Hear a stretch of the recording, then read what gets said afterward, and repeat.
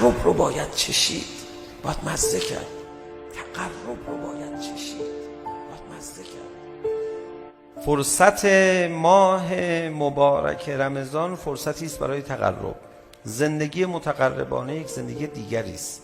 انسان بعد از اینکه مقرب شد یه جور دیگه زندگی میکنه. بی خود خواهد بود.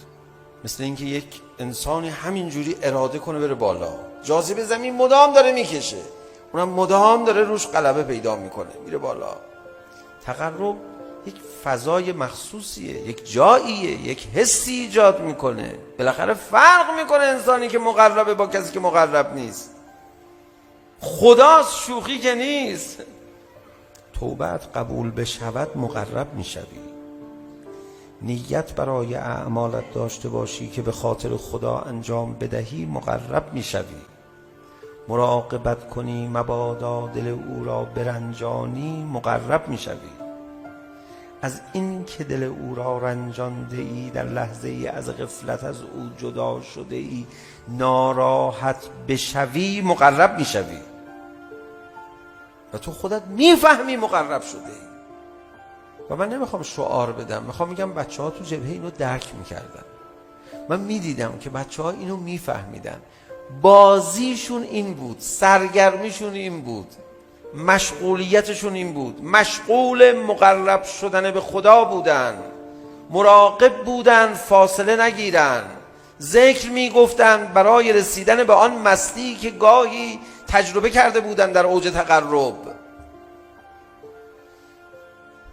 باید تجربهش کنیم، باید تجربهش کنیم، باید مقرب شدن را تجربه کنیم، باید آثارش را در روح و جسم و تمام حرکات خود ببینیم، باید بفهمیم نماز ما متفاوت شده است.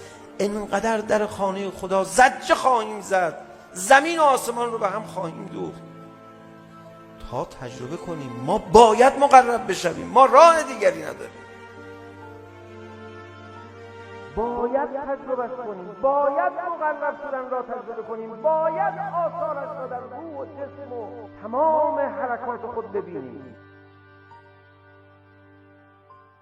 بعدن من مقرب بشوم، الان که بهترم مقرب نمیشوم، بعدن که بدتر میشوم و همینجور فاصله میگیرم بعدن مقرب بشوم. این چیزی نیست که من بگذارم برای بعدن. یک عرصه تجارتی رو خدا برای ما مهیا کرده، میگه همه کاراتو به خاطر من بکن، من میخرم ازت، من تو رو به خودم مقرب میکنم. خب آدم باید حیوان باشه به خدا بگه نه.